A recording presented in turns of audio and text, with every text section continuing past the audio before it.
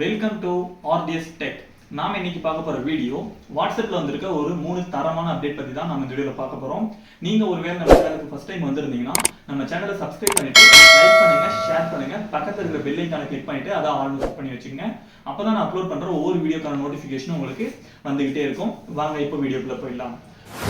First update வந்து பாத்தீங்கன்னா உங்களுடைய வாட்ஸ்அப்ல ஆல் குரூப்ஸ், நெக்ஸ்ட் வந்து பாத்தீங்கன்னா இந்த சாட்ஸ், ரீட் பண்ணாத சாட்ஸ், இது எல்லாமே செப்பரேட்டா பாக்குற மாதிரி கொடுத்துருக்காங்க. அதான் முதல் அப்டேட். அது எப்படி பண்றதுன்னு பாத்தீங்கன்னா உங்களுடைய வாட்ஸ்அப் ஓபன் பண்ணிக்கிட்டு வாட்ஸ்அப்ல வந்து பாத்தீங்கன்னா கீழே அந்த சாட் பண்ணுவோம் பாத்தீங்களா, அது லைட்டா கீழே ஸ்க்ரோல் பண்ணீங்கன்னாவே அதுல வந்து பாத்தீங்கன்னா ஆல், நெக்ஸ்ட் அன்ரீடு, குரூப்ஸ் அப்படின்னு சொல்லிட்டு 3 செப்பரேட்டா வந்துடும். ஸோ அதுல வந்து பாத்தீங்கன்னா அன்ரீட் தனியா, குரூப்ஸ் தனியா அப்படின்னு சொல்லிட்டு நீங்க கிளிக் பண்ணி பார்த்துக்கலாம்.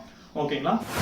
செகண்ட் அப்டேட் என்னன்னு பாத்தீங்கன்னா உங்களுடைய சாட்ஸ்ல யாராச்சும் ஒருத்தருக்கு நீங்க சாட் பண்றீங்க இல்லைங்களா, நீங்க ஒரு மெசேஜ் பண்ணிட்டு அதுக்கப்புறம் அதை வந்து பாத்தீங்கன்னா எடிட் பண்றதோ இல்ல இன்ஃபார்ம் பண்றதோ, பார்த்துருக்காங்களா பார்த்துக்கலையா, நெக்ஸ்ட் அதை வந்து ஃபார்வர்ட் பண்றது, காப்பி பண்றது, இந்த மாதிரி எல்லா ஆப்ஷன்ஸுமே வந்து பாத்தீங்கன்னா ஒரு எப்படி சொல்றது, ஒரு மெசேஜை வந்து கிளிக் பண்ணிட்டு அதை வந்து 3 டாட்டை கிளிக் பண்ணதுக்கு அப்புறம் தான் இது எல்லா ஆப்ஷனுமே எனேபிள் ஆச்சு. பட் இப்போ வந்து என்ன ஆச்சுன்னு பாத்தீங்கன்னா நீங்க பண்ற மெசேஜை லாங் பிரஸ் பண்ணோம்னாவே மேல வந்து டாப் கார்னர்லயே வந்து இப்போ கொடுத்துருக்காங்க. மேல பாத்தீங்கன்னா பின்னு, ஷேர் பண்றது, டிலேட் ஆப்ஷன், காப்பி பண்ற ஆப்ஷன் சொல்லிட்டு எல்லாமே ஆர்டரா கொடுத்துருக்காங்க. ஸோ அதுல வந்து ஒன்னொன்னுக்கும் என்னென்ன சிம்பிள்ஸ்க்கு வந்து உங்களுக்கான மீனிங் தெரியலன்னு சொன்னீங்கன்னா நெக்ஸ்ட் வீடியோ நான் அப்லோட் பண்றேன். ஓகேங்களா. இதுதான் செகண்ட் அப்டேட்.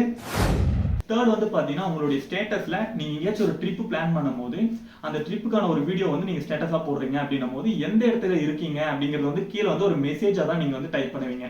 பட் ஆனா இப்போ வந்து எப்படி இருக்குன்னு பாத்தீங்கன்னா உங்களுடைய லைவ் லொகேஷனவே அந்த ஸ்டேட்டஸ்ல எனேபிள் பண்ற மாதிரி ஒரு ஆப்ஷன் கொடுத்துருக்காங்க.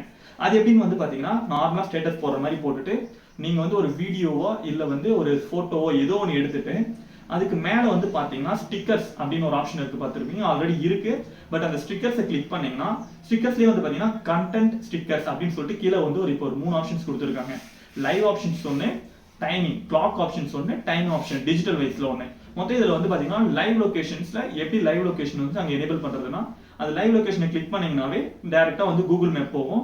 லைவ் லொகேஷன் வந்து லொகேஷன் எனேபிள் பண்ணிட்டு செலக்ட் கொடுத்துட்டீங்கன்னா கரண்ட் லொகேஷன் கொடுத்தீங்கன்னா அது வந்து எனேபிள் ஆயிடும். இப்போ நான் காட்டுறேன் பாருங்க, இது மாதிரி வந்து எனேபிள் ஆயிடும். நெக்ஸ்ட் அதுலேயே வந்து பாத்தீங்கன்னா அதே வீடியோல அந்த கிளாக்கை கிளிக் பண்ணீங்கன்னா 2 கலர் பிளாக் அண்ட் ஒயிட் கொடுத்துருக்காங்க, டிஜிட்டல் வைஸ்ல 2 கலர் கொடுத்துருக்காங்க.